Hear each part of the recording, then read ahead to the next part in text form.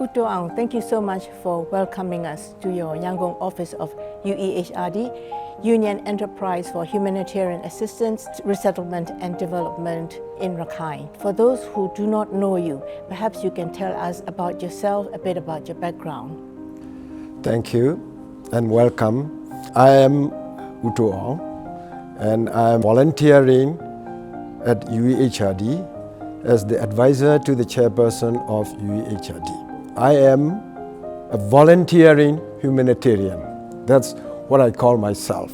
It's very noble. Thank you. So this is my objective.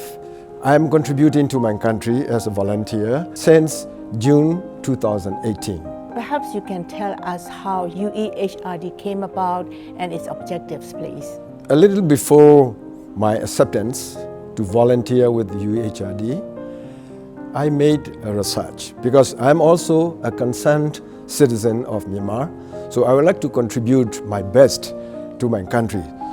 And I did a thorough research how UEHRD came into being. In this context, I would like to show you this little chart or diagram that the Ministry of Social Welfare, Relief and Resettlement and our Vice Chairman of the UEHRD has developed this structure.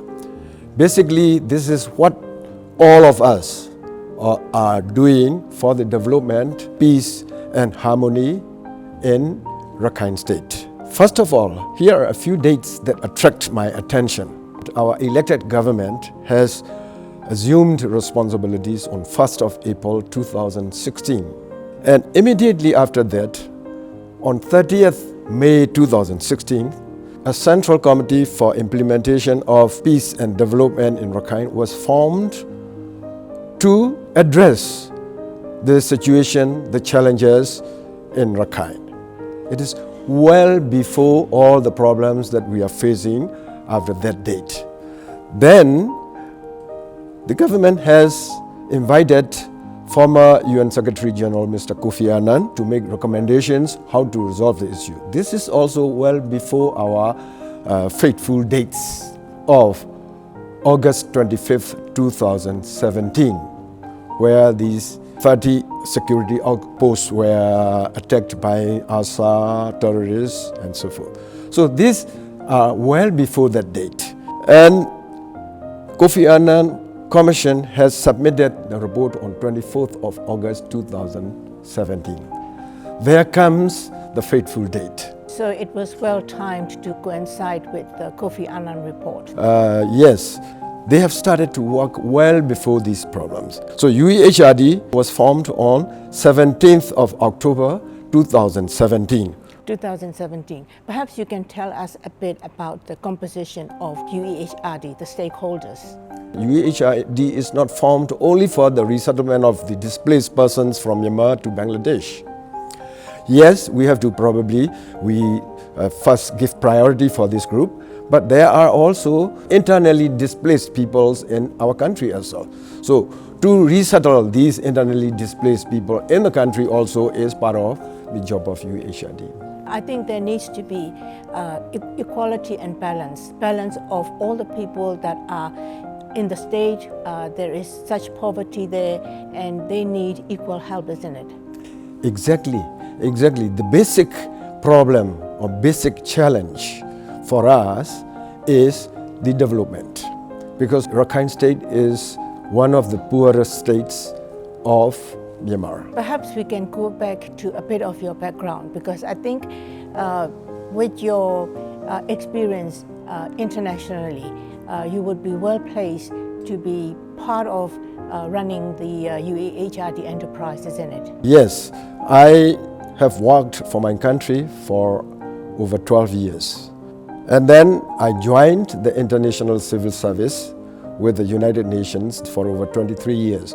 I was in Burundi, and then I was also in Chad, Guinea-Conakry, and Sudan, and Pakistan. And again, I was at the headquarters of the World Food Program in Rome for over 4 years. And then my final duty station was North Korea, DPRK, Democratic People's Republic of Korea. because of your background with working especially with UN and international organizations. So my next question is actually about how far do you think UEHRD has gone? What you feel is its main achievement? UEHRD was formed 17th October 2017. At that time, the committee was made up of only 4 individuals. The chairperson was the State Councillor herself, and the vice chairman was Union Minister Dr. Wemia A, Dr. Aung That as chief coordinator, and U Toe Oung as Communication, Information and Media Director.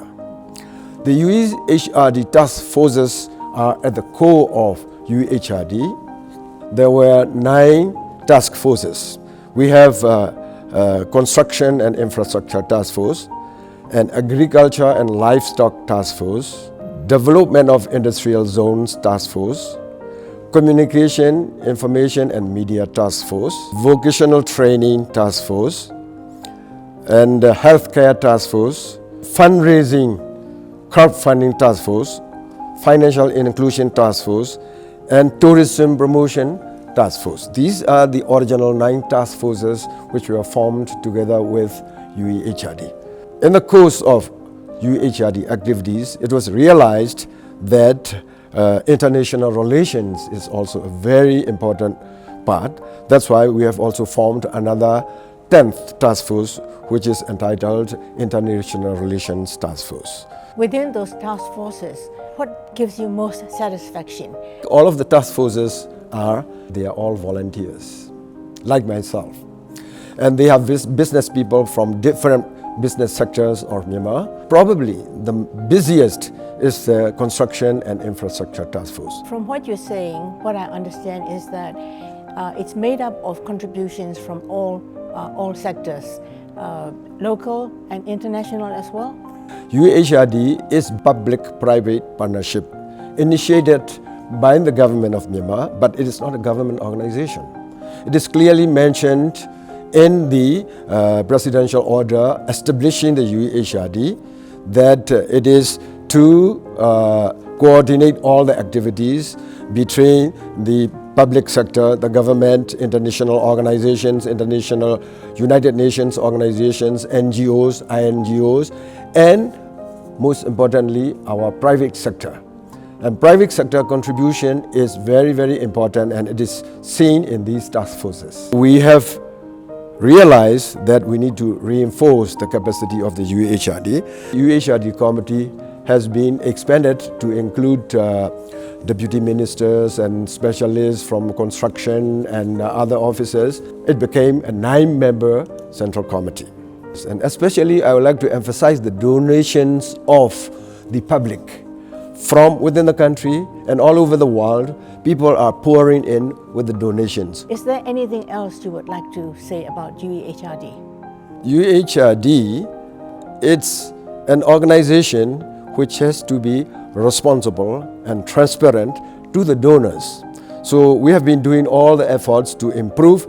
Now we have realized that if we want to go further and be more transparent and make the reports and financial statements and financial accounting systems and so forth, we need full-time staff. We appealed to some donors that please give us the capacity to manage these funds and to produce these reports to the international community and to the donors. And there are certain international and national NGOs who are contributing to us what we call the in-kind donation to recruit by themselves and then put at our disposal to use to make this. Now we are quite a little bit, established, and then in Yangon office, for example, we have already 4 full-time staff. That's how we are operating. We really take care of the donors' money to reach to the people of Rakhine.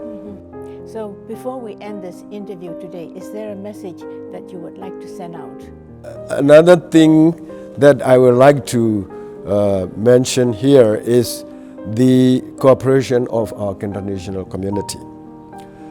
I personally believe that, Myanmar's democracy is very young and it's a toddler stage.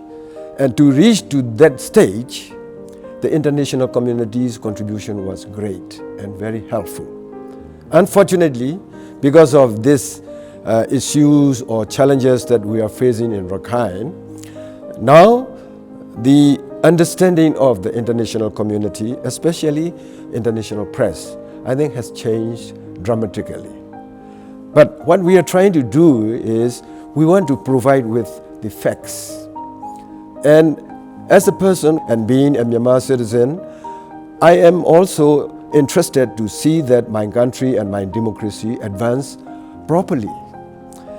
But nowadays, I would like to have more help from the international community and more understanding of the international press so that we can move forward and help all the people of Rakhine, inclusive of all, for their development and in medium and long term. Rather than dwelling on the past, let us move on.